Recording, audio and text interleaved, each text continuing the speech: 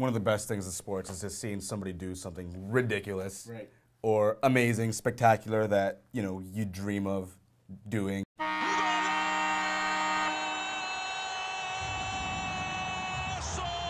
So, scoring play of the year. Who's got it? I'll just preface right off the bat. I don't believe soccer is a sport. I know I'm gonna. I know It's all I'm good. gonna get.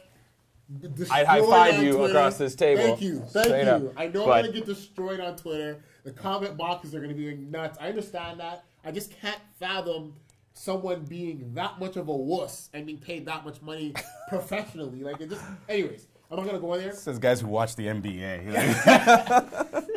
Neither here nor there right now, but at the same time, my number one go-to would be, obviously, it's not necessarily a score, but the Anderson Silva kick over Vitor Belfort. Nobody ever imagined that ever happening. I remember watching that with Will and just being completely blown out of my mind, having to watch the replay 3 or 4 times and saying to myself, what exactly did he just do?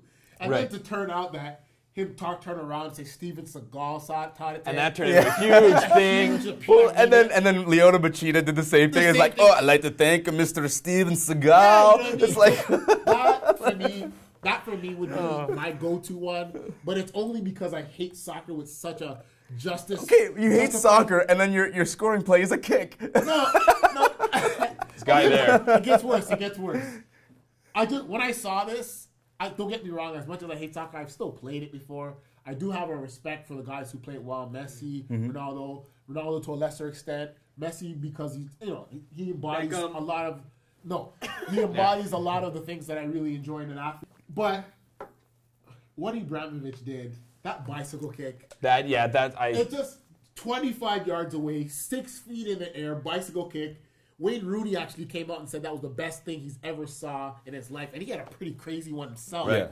And I mean that right there, that allowed me to blaspheme right now and say that was the best one, just because it was just so ridiculous. Like not to mention that what he had gone through the past couple of years and stuff like that, just to redeem his name and everything like that. It was just, I was in awe. It's an unreal play. It's absolutely unreal. Like you couldn't write that kind of a story. If you put that in a movie, you wouldn't believe that was possible. Yeah. Like you see like big catches in the NFL and stuff like that. Those are always very spectacular, like one-handed, crazy stuff. But like the agility, the skill, the timing, everything. The moment above everything else. Like when you have Hail Mary play, that's it just came out of nowhere because nobody expected it. It just looked like a nothing play back to the goalie, and it's just like, what? Even the goalie's looking at him like, no, he's not gonna. Wait a minute, he kicked. Oh, that's a I don't goal. even think he believed that play was happening as it happened. Yeah, absolutely not.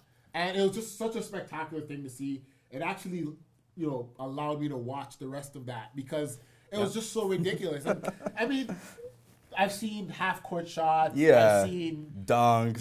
Dunks. You've seen the Hail Mary pass. I've seen bicycle kicks in front of the net. Yeah. I've seen bicycle kicks off of whatever they call it when the guy kicks it from the side. Yeah, the corner, A corner kick, great. This was Definitely a lot of room right. with the whole learning soccer thing. Yeah. This was just something that you just had. I can't see anything. It was pretty incredible to watch. Did you have one? I do have one. I think it's and this one kind of has fallen into 2 categories. But I got to say that that final play, Packers Seahawks, the Hail Mary, that Hail Mary, that nice. catch, simultaneous possession, whatever you want to call it. Interception. Yeah, it's when you look at it, it was an awful call, or depending on which way you look at it. But at the same time, I don't think there's ever been one scoring play that turned around the entire league. And I think that's even that's till huge. this day, the impact is still being felt because now we're talking about Seattle being in the playoff hunt, and Green Bay looking at possibly it from the outside. You know what I mean? So it completely turned. Not to mention, too, Green Bay was having a pretty rough year, and that would have turned them around. I mean, they've turned things around quite a bit since then. But they're having a pretty rough year. That play was almost like, listen, as the NFL gods, we don't want you to be good. No. And it took a lot of the wind out of the Packers' sails, to be perfectly honest with you. When I saw that, and then you saw how the next few weeks rolled out for them, you could tell it was still on their minds. You know how you kind of say you move on, you go to the next one. I don't think they did. I think that stuck with them for a little while. Well, it's like you can move on into the next one, but that still happened. So and it's still like you're still in that season. So it's like, yeah, you can move on next season and start fresh and so on. But that's still affecting you right now. Because they're going to look back at their season and say, where did we go wrong? And that's going to be, they didn't do necessarily anything But wrong. at the same time, when it comes down to football, it's like nothing comes down to one play. No, it does. You don't win or lose the game on one play. It may end up that way. Like, okay, if we make this play, we win. If we don't, we lose. But like, there was a whole other game that happened before that. Exactly. So it's like you didn't put them away. If you're Green Bay, you got to be asking yourself, why were we even in the position to lose by one pass? Why was that the big thing? Why was that the thing that could have turned the whole game around? You're right. So as much as you can be mad at 4 quarters ahead of that. Yeah, exactly. You can't, like, if you're not putting the game away, then anything can happen. But this is part of what makes the NFL the best sport in the world. You know what I mean? Simply because one play can completely change the fortunes of an entire franchise. Yeah. Right. And you never know when it's going to come. It can happen to you one week, and then the next week it can happen against you. Yeah. Totally. And that doesn't happen in much any other sport. Billy V, you got one? All right. This might just be because I'm crazy, but you better make we a had case. something called the Olympics. Okay. And during the Olympics, there was a moment. And there was a moment that is the only moment I can remember.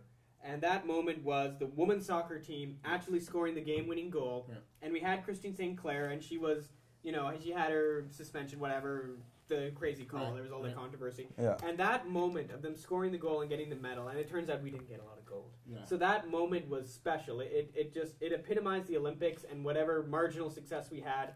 And I was so happy when she was the flag bearer the day after, and she wanted her whole team with her. There's just something about that sportsmanship. It transcends my favorite sport. It transcends gender in sports.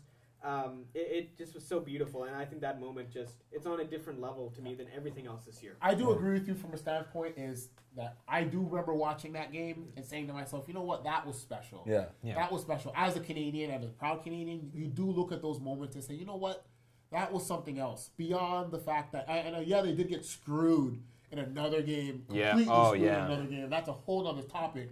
But I do remember that moment, and it's not something I'm going to forget because you look back at that and you say to yourself, that Canada doesn't have a lot of those. Yeah. The little that we do, especially in the Olympics. And I do feel like women's soccer in this country is pretty big. Yeah. And I feel like that moment alone was enough to inspire the next floodgates of generations. Very true. Even for guys that, young guys who are little boys who are looking to play soccer, they can look at that moment and say, I know this is feasible for us. It's actually possible for us to do something. So look at that. We've got nominations from soccer. For our soccer. And we haven't even talked to Will yet. Well, let's be real. It's not like Canada's, doing anything special outside of what we're doing in soccer. Smile. Right. We're not going to see this again. But listen, that moment, you can't. It just eclipses. It's not even just a sport. Is it the scoring play of the year, though? No. Unfortunately, it's not. No, what is? My nomination is Ibrahimovic. I'm going to have to go with Ibrahimovic. What is this, Soccer Central? It was just ridiculous. I look like Craig Forrest? No. It was just like, it's stupid. When you look at that, the guy scores the goal, you just look at that, you just give up. You're like, okay, it's just not our day. Yeah. That's it. Yeah, it's just one of those things where you're just kind of like, oh, crap. I'd clap for you, but I'm not on your team. Yeah, It's God like, wants you to be better than me. Yeah. That's what it's going to be. It's like, it's a DUI, but like, he got beat up. Like, he's got a black eye. I've seen that. And like, I'm just like, it doesn't say anything in like the report about him getting into some sort of altercation, right? So what happened? But he's got a black eye, and it's just like, yes. And there's just like so many questions there, like. The mugshots are now kind of like a rite of passage almost. Like, it's like, well, how are you going to look at your mugshot? You know what I mean? So like, they set it up in the head. Exactly.